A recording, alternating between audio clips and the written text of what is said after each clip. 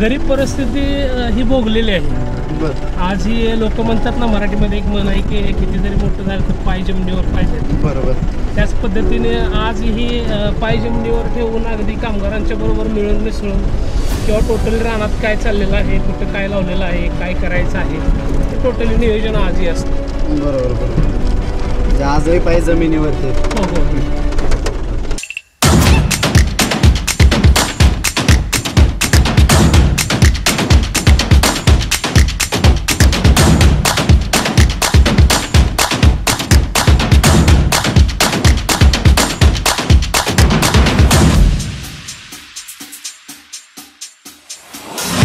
सांगली जिल्ह्यातील खानापूर सारख्या दुष्काळी भागात शेतीतून फारसं काही उत्पन्न घेता येत नाही.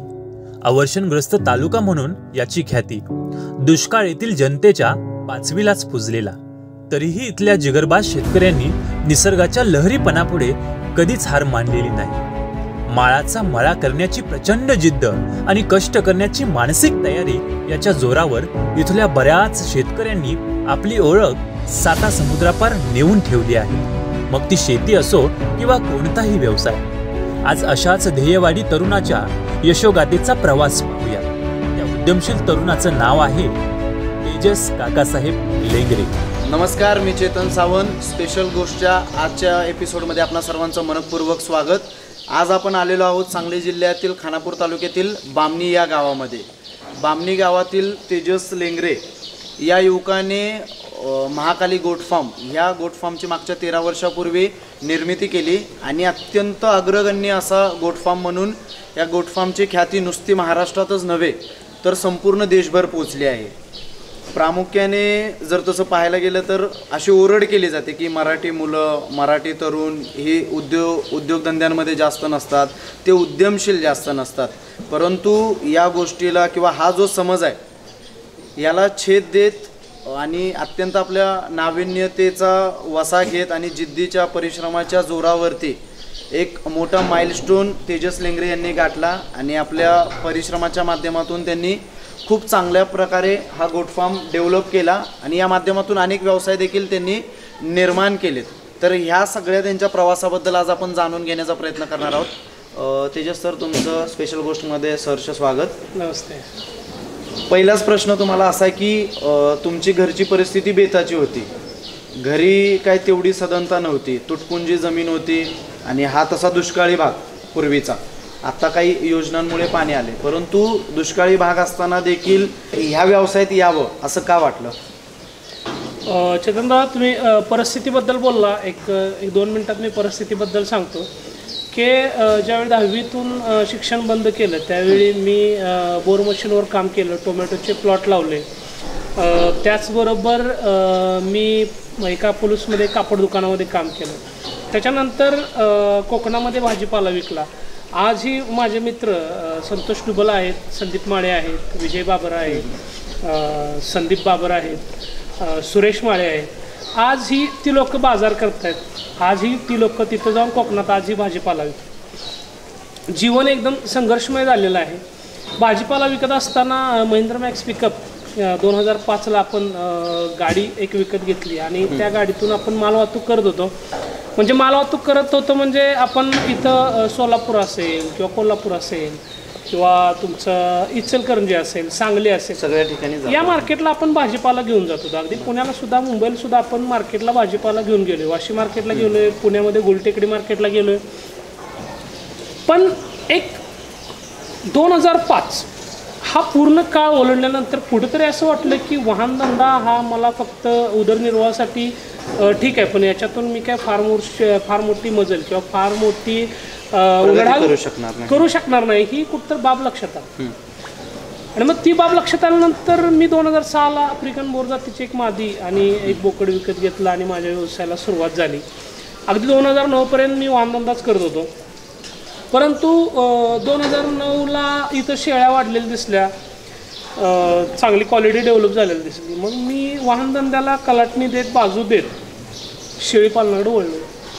माझ्या जवळपास 350 गोट्स आहेत आणि आज आफ्रिकन बोर गोट्स इतक्या 350 म्हणजे आज त्यामध्ये जवळपास एक 200-250 आफ्रिकन बोर आहेत, बिटल 100 बर गोट्स आहेत. आणि आज इतक्या लेवलला एक 2 शेळ्यापासून व्यवसाय 2006ला सुरुवात केलेला आणि आज 2020मध्ये जर 350च्या जवळपास गोट्स असतील तर खूप एक अभिमान वाटतो मला. नाही, अत्यंत दैदिप्यमान असा तुमचा तो प्रवास आहे. बाकीच्या गोष्टी आपण जाणून घेणारच आहोत, परंतु आता एवढं भव्य असं तुमचं हे शेड आहे, हे फर्म आहे आणि इथलं मॅनेजमेंट पण आम्ही मागासपासून बघतोय, तर अत्यंत उत्कृष्ट पद्धतीने इथलं मॅनेजमेंट आहे. तर नेमकं मॅनेजमेंट चालतं कसं, इथला दिनक्रम असतो कसा? सकाळी झाडलोट ही सगळेच माझे जे काय लेबर लोक आहेत ते सगळेच करतात. त्याच्यानंतर मग कुणाला काय रानातलं काम कोण म्हणून गांडूळ खताला 3 माणसं किंवा 2 माणसं रोज लागतात. मग त्याच्यानंतर ते दिवसभर जे काम करून संध्याकाळी 4 नंतर जे कोण रानात आहेत मग त्यांना माहीत आहे की वैरण कोणाला काढायचे आहे, सुबाबळ कोणाला काढायचे आहे, तुत्ती कोणाला काढून खाली घेऊन येतं. मग ते एक डिवाइड होतं. एक अजून एक मुद्दा मी याच्यामध्ये ॲड करतो की 350 शेळ्या आहेत, त्याच्याबरोबर आपल्या 10 म्हैशी सुद्धा आहेत. आणि मग शेळ्यांच्या पुढील जे वेस्टेज निघतं ते म्हैशीच्या पुढे जातं. मग ते दिवसभर रानात भांगरलेलं टोंगरलेलं जे काय असेल भांगरलेलं वगैरे ते घेऊन परत म्हैशीसाठी सुद्धा तो चारा येतो. ते कुठंतरी मला फेकून द्यावं लागलं असतं. ह्याच्यातून होतं असं की शेळ्यांना एक म्हणजे चारा जे आपण भांगलणार आहे जमिनीमध्ये ते कुठंतरी फेकून द्यावं लागलं असतं. त्याच्याऐवजी ते म्हैशींचा उदरनिर्वाह त्याच्यावर होतो आणि घरी दूध वगैरे खायला भेटतं. आणि मग ती लोक आली संध्याकाळी कोण मक्का कट करतं, कोण तुत्ती टाकतं, कोण सुबाबळी टाकतं. अशा प्रकारे दिनक्रम माझा दिवसाचा चालू असतो शेळ्यांचा. हा प्रवास काय तेवढा सोपा नव्हता, म्हणजे जरी खास कळगी असली तरी तुमची वाटचाल ठाम होती, परंतु अडचणी पण अनेक आल्या असतील. तर नेमक्या कुठल्या अडचणी आल्या किंवा कुठल्या अडचणी येतात? शेळीपालनामध्ये सुरुवातीला आपल्याला असं परिस्थिती होती की आपल्याला कोणता चारा योग्य दिला पाहिजे या गोष्टीबद्दल कुठल्याही प्रकारचं ज्ञान किंवा कुठल्याही प्रकारचं असं फारसं ज्ञान अवगत नव्हतं किंवा नक्की शेळ्यांना काय दिलं पाहिजे. मग त्या गोष्टीवर अभ्यास करत आपण गेलो. त्याच्यानंतर सुरुवातीला फार्मवरती डॉक्टर्स यायचे. परिस्थिती मी कोणत्याही डॉक्टरच्या भावना दुखवण्यासाठी नाही बोलत, पण इथं आमच्या ग्रामीण लेवलला फारशी माहिती डॉक्टरांना शेळीपालनाबद्दल नव्हती. ती थोडीशी कुठतर चुकीची ट्रीटमेंट व्हायची, शेळी दगावायची, हे मग ते दुःख व्हायचं फार मोठं. मग त्या गोष्टी स्वतः शिकून घेतल्या, काय दिलं पाहिजे काय नाही. आज फार्मवरती डॉक्टर नसतो, सगळी ट्रीटमेंट आपण स्वतः करतो. आता हे प्रॅक्टिकल डॉक्टर म्हणायला काय प्रॉब्लेम नाही. मग ह्या गोष्टी करत आज आपल्याजवळ इतक्या गोट्स आहेत. आज त्यांना पाणी आपण चांगलं शुद्ध बोरचं पाणी देतो, त्याच पद्धतीनं त्यांना चारा योग्य देतो. आणि जसं की 0 मेंटेनन्स मी तुम्हाला सांगितले, आज कुठल्याही प्रकारच्या शेळ्यांना मी सपोर्टिव्ह खुराक देत नाही, तरी सुद्धा शेळ्या हेल्दी आहेत. आज माझे जवळपास 90,000 ते 1,00,000 रुपये प्रत्येकी महिन्याला मला सपोर्टिव्ह खुराकसाठी लागायचे. त्यामध्ये मक्का आणि गोळीपेंड या 2 गोष्टी असायच्या. पण आज कुठल्याही प्रकारचा खुराक न देता शेळ्या हेल्दी आहे, त्या गोष्टीच खूप मोठं समज. म्हटलं शेळ्या हेल्दी आहेत, तर आपल्या नेमकं शेळ्यांचं वेगळेपण काय किंवा कुठल्या कुठल्या प्रजातींच्या किती शेळ्या आहेत आपल्याकडे? आपल्याकडं बोर जातीच्या जवळपास लहान मोठे 250 शेळ्या आहेत. बिट्टल जातीच्या 100, 125, 150 अशा अपडाऊन म्हणजे होत राहतात. वेगळे पण काय आपल्या शेळ्यांचं? आपल्या शेळ्यांचं वेगळे पण जर सांगायला म्हटलं चेतन तर आता आपण कुठल्याही प्रकारचा सपोर्टिव्ह खुराक आपण शेळ्यांना देत नाही. त्याचा फायदा आम्हाला असा होतोय की शेळ्या प्रेग्नन्सीला दमवत नाहीत. सपोर्टिव्ह खुराक जर समजा तुम्ही शेळ्या खराब झाल्यात म्हणून जर तुम्ही सर्कीपेंड किंवा गोळीपेंड जर प्रमाणापेक्षा जर जास्त वापरली तर जे शेळीची गर्भधारणा करण्याची जी पिशवी असते त्या पिशवीच्या भोवती चरबी साठली जाते आणि शेळी हिटवर येते, परंतु ती भरली जात नाही. हा एक खूप मोठा मायनस पॉईंट आहे शेळीपालनामध्ये. मग लोक काय करतात की भरपूर प्रमाणामध्ये सर्कीपेंड वगैरे दिली तर हे प्रॉब्लेम्स येऊ शकतो. आपल्या शेळ्यांमध्ये हे प्रॉब्लेम्स आता अजिबात दिसत नाही. आणि याचा फायदा असा झाला की एकतर इकडं लाखभर रुपये वाचले आणि इकडे शेळ्या नॅचरल पद्धतीनं आपण सांभाळतोय.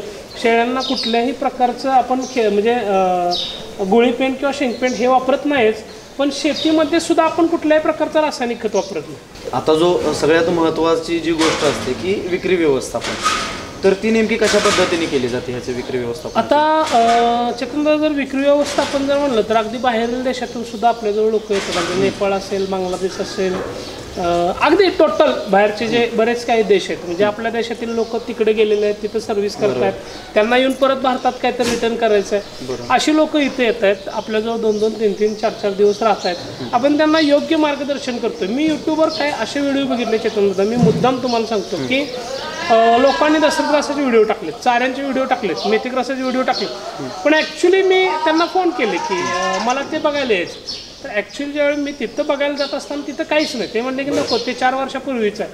तसं तुम्हाला या बामणी गावामध्ये नाही होणार. तुम्ही तेजस लेंगरेजवळ आला, महाकाली शेळी फार्मला तुम्ही भेट दिली की तुम्हाला टोटली मॅनेजमेंट बघायला मिळेल की मेथीग्रास कसा आहे, दसरग्रास कसा येतो, तुती कसं येतं, वंडरग्रेस सुबाबळ कसं येतं. हो नक्की. मग ते सर्व तुम्हाला इथं आल्यानंतर बामणीत बघायला मिळेल. आणि शेळ्यांना मी जंताचे डोस प्रत्येकी 3 ते 4 महिन्याला देतो. जंताचे डोस देत असताना आपण शेळ्यांना आलटून पालटून डोस घेतो. म्हणजे आत्ता समजा हायटेक दिला तर त्याच्यानंतर मग आपण त्यांना झायक्लोज देतो. त्याच पद्धतीनं ETची लस देतो, PPRची लस देतो. ETची लस देत असताना ETची लस हे बूस्ट करतो.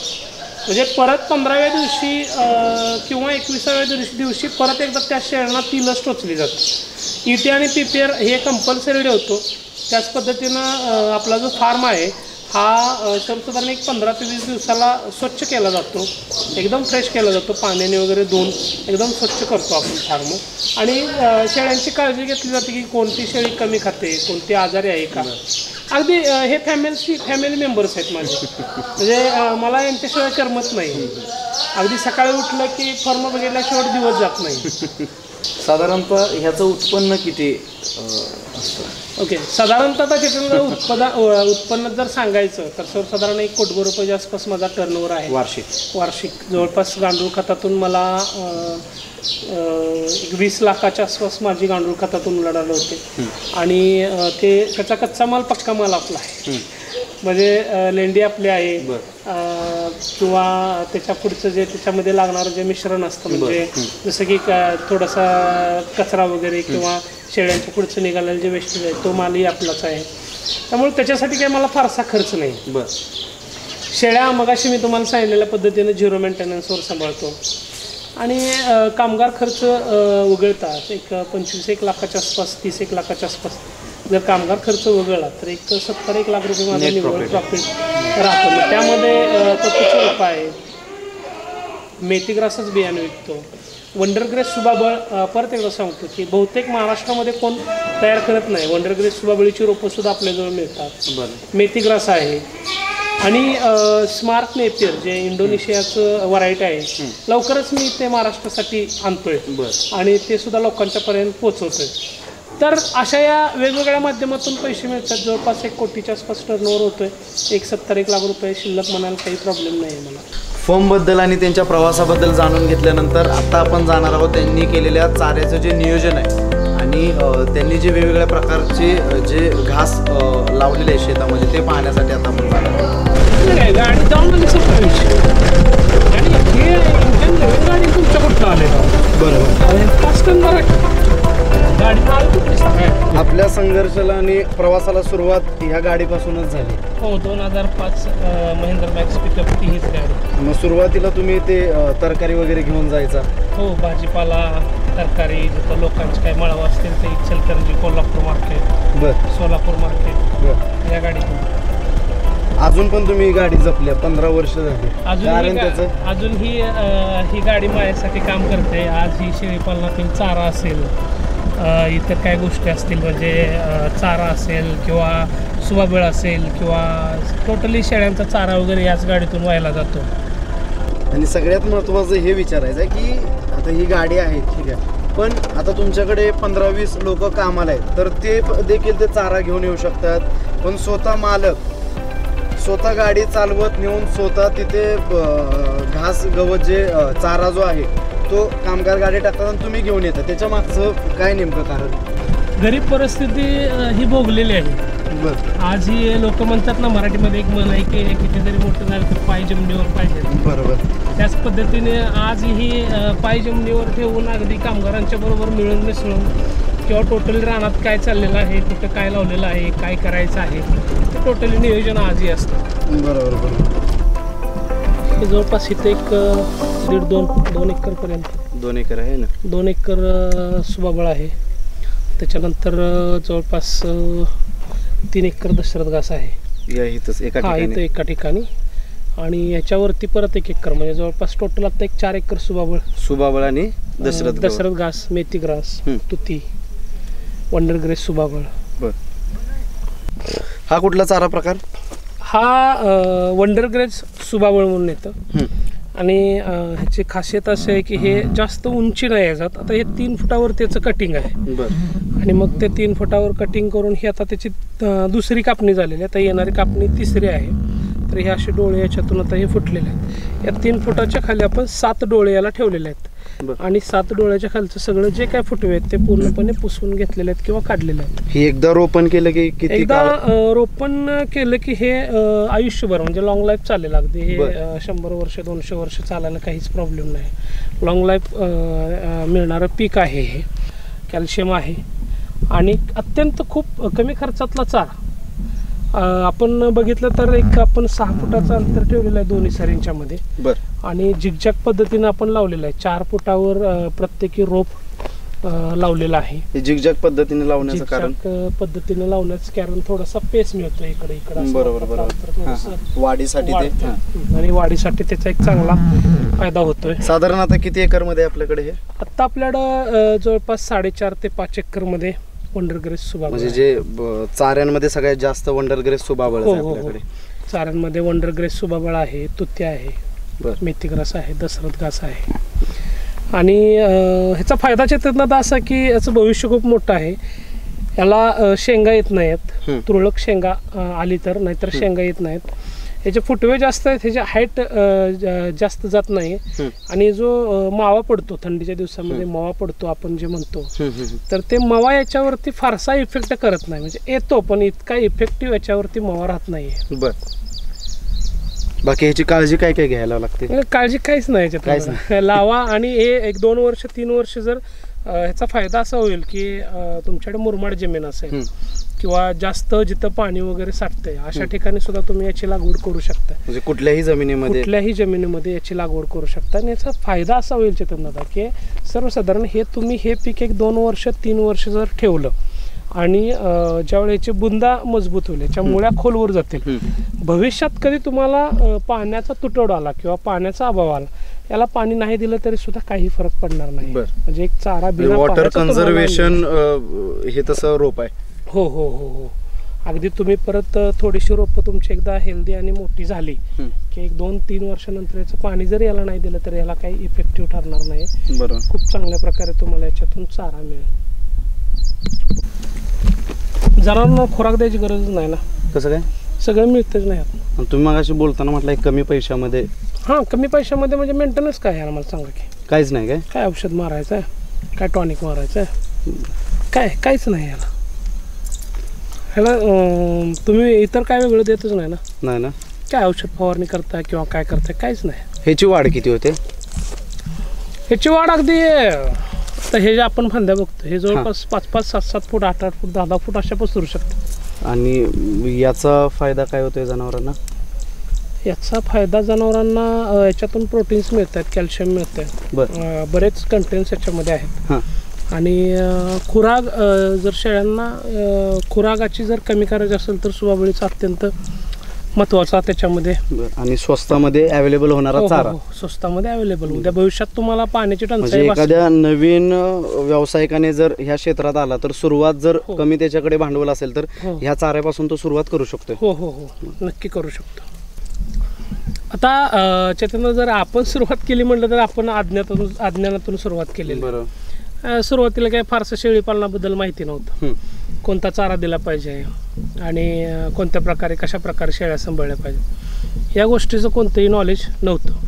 मग हे नॉलेज नसताना सुद्धा शेळीपालनामध्ये आपण उडी मारली किंवा आपण त्यामध्ये निर्णय घेतला की आपण शेळीपालन करायचं. मग त्याच्यानंतर प्रॅक्टिकलीरित्या मक्याचा रेट 29 रुपये किलो झाल्यानंतर आपण विचार केला की जर मक्याचा रेट 29 रुपये किलो होत असेल तर शेळीपालनामध्ये आपल्याला ते परवडेबल नाही आहे. म्हणून आपण जसं की आपण डिस्कवरीला बघतो किंवा इतर प्राण्यांच्या चॅनेलला बघतो किंवा म्हणजे त्यांना कोण तिथं गोळीपेंड किंवा मका शेळीपेंड चारायला जाते, बरोबर, कोणच नाही. मग हा एक विचार केला, मग आपण जर शेळीपालनामध्ये जर शेळ्यांना योग्य चारा दिला तर त्या का हेल्दी राहू शकणार नाहीत, हा एक विचार डोक्यात आला आणि मग त्या दृष्टीतून प्रयत्न केला. आज जवळपास 10,000 रोपं आपल्याजवळ सुबाबळीचे आपण लागवड केलेले आहेत. तर या 10,000 रोपामध्ये पाठीमागचं एकच उद्दिष्ट आहे की भविष्यामध्ये शेळीपालन हा विषय वाढवणे आणि रोज एक गाडी पिकअप हे भरून रोज शेळ्यांना गेली पाहिजे. बरं, हा एक याच्या पाठीमागचा एक प्रमुख उद्दिष्ट आहे. त्याच पद्धतीनं की आज झिरो मेंटेनन्स शेळ्या करायचे जर असतील तर सुबाबळ हा एक चारा अत्यंत महत्त्वाचा आहे, एकदम बेस्ट आहे. याच्यावरती जो मावा पडतो त्याचा प्रादुर्भाव फारसा होत नाही. त्याच्यानंतर याला शेंगा खूप कमी येतात, आली तर येते नाही तर नाही शेंगे येत. मेंटेनन्स एकदम खूप कमी आहे. आणि जसं मग अशी तुम्हाला बोललो की त्या पद्धतीनं की याच्यामध्ये आपल्याला पाणी कमी पडलं, जमीन मुरमाड असेल किंवा जमीन तुमची एखादी पाण्याखाली जात असेल पावसाळ्यात, अशा ठिकाणी सुबाबळ जी जमीन तुमची नापीक आहे त्याच्यामध्ये सुद्धा आपण या सुबाबळीचं पीक शेळ्यांसाठी म्हणजे कुठल्याही प्रतिकूल परिस्थितीमध्ये टिकाव धरण्याची क्षमता ह्या रोपांमध्ये आहे. अगदी खूप चांगल्या प्रकारचा चारा शेळ्यांना सुबाबळ या पिकातून मिळू शकतो. ह्याच्यामध्ये पण खूप चांगल्या पद्धतीने प्रोटीन्स आहेत. हा चारा किती जर शेळ्यांना घातला तरी म्हणजे याचा कुठलाही साईड इफेक्ट नाही आहे. बरं, एकदम खूप चांगल्या प्रकारचा. लागवडीचं काय कसं? लागवड्याचं बियाणं भेटतं, बियाणं आपल्याजवळही भेटतं, आपल्याजवळही उपलब्ध असतं. आपण जे आपल्या फार्मवरती जे म्हणजे शेतकरी येतात नवीन की आम्हाला शेळीपालन करायचं, त्यांच्यासाठी आपण टोटल चारा मॅनेजमेंटसुद्धा देतो. आज जे आता जे आपण पीक बघत आहे तर हे दशरथ घास म्हणून ओळखलं जातं. अगदी आपल्या जर सांगली जिल्ह्यामध्ये जर बघितलं तर खूप कमी लोक या पिकासाठी खूप कमी लोक या पिकाला ओळखतात. ॲक्च्युली लोकांना माहीत नाही की दशरथ घास म्हणजे काय. आपल्या जिल्ह्यातील लोक खूप कमी ओळखतात. अगदी हा चारा गाय असेल, म्हैस असेल, शेळे असेल, सर्व जनावरांना खूप चांगला, अत्यंत चांगला हा चारा आहे. त्याच पद्धतीनं जर याची लागवड केली तर भरपूर म्हणजे 45 दिवसाला याची कापणी, 42 दिवसाला 45 दिवसाला याची कापणी. अगदी आता हा चारा आपण जो बघतोय तो 5 फूट 6 फुटापर्यंत 6.5 फुटापर्यंत अगदी पाठीमागला कापणी केलेली आहे, आता गेलेला आहे. आता हे कापणी झालेलं आहे. परत हे रिटर्न परत ते म्हणजे फुटून येत आहेत, त्याच्यातून फुटवे निघून परत. किती दिवसामध्ये ह्याची साधारणतः एवढी वाढ होईल? 40 ते 42 दिवसामध्ये कटिंगसाठी येत होतो. 5, 5.5 अगदी 6 फुटापर्यंत. आता पाठीमागे मिळतं 6, 6.5 फूट सुद्धा उंचीचा चारा इथं आपल्याला बघायला भेटतोय. जनावरांसाठी खूप प्रोटीन्स आहेत, अगदी भरपूर कंटेन्स असलेला हा चारा आहे. खूप चांगल्या पद्धतीने शेळ्याला म्हणजे या चाऱ्यासाठी म्हणजे खूप चांगल्या पद्धतीने याचं खातात याला. त्याच पद्धतीनं हा चारा जो आहे तो पुरवठ येणारा चारा आहे. बरं, म्हणजे एकदा लावला की हा सुद्धा 3 वर्ष चालणारा चारा आहे.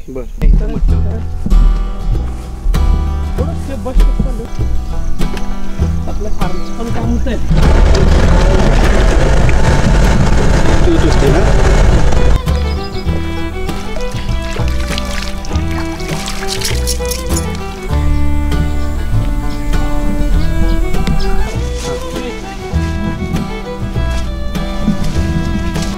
हा तत्तू किंवा तुत्ती म्हणून ओळखला जातो आपल्याकडे.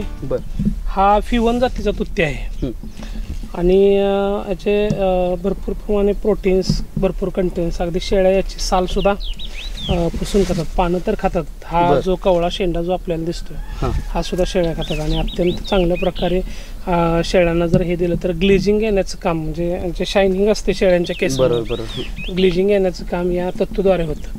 आता आपण ज्या पद्धतीनं आत आलो, अगदी या रानाला आता पाणी लागलेलं आहे आपण बघतोय, तर पाणी लागलेलं असून सुद्धा कुठल्याही प्रकारचं नुकसान किंवा कुठल्याही प्रकारचा रोग, तो मावा असेल किंवा थंडीच्या दिवसात काय कुठल्याही रोगाचा प्रादुर्भाव आज मी 3 ते 4 वर्ष झालं तुत्ती या पिकाची लागवड केलेली आहे.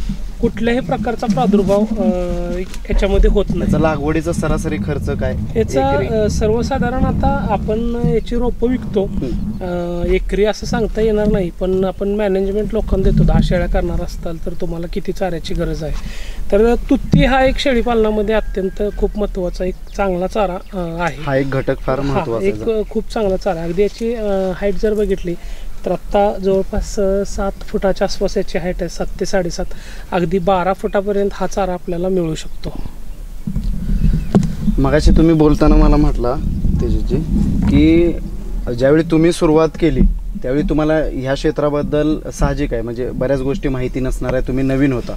परंतु आता 13-14 वर्ष यशस्वी प्रवास केल्यानंतर, यशस्वी वाटचाल केल्यानंतर तुम्हाला आता बऱ्यापैकी सगळ्या गोष्टींची माहिती झाली, तो अनुभव आला आणि त्या अनुभवाची शिदोरी घेऊन तुम्ही आता वाटचाल करताय. परंतु जे आजही बरीच लोक महाराष्ट्रामध्ये असेल किंवा इतर राज्यांमधील अनेक तरुण किंवा अनेक शेतकरी या जोडधंदा म्हणून ह्या क्षेत्राकडे पाहत आहे किंवा प्रमुख धंदा म्हणून देखील या क्षेत्राकडे पाहत आहेत, परंतु त्यांना पण महत्त्वाची अडचण होती की चाऱ्याच्या नियोजनाची. तर नेमकं त्यांनी चाऱ्याचं नियोजन कसं करावं सुरुवात करताना? चेतनदादा, एक खूप चांगला प्रश्न तुम्ही विचारलात. अगदी चारा हा शेळीपालनामध्ये अत्यंत महत्त्वाचा घटक आहे.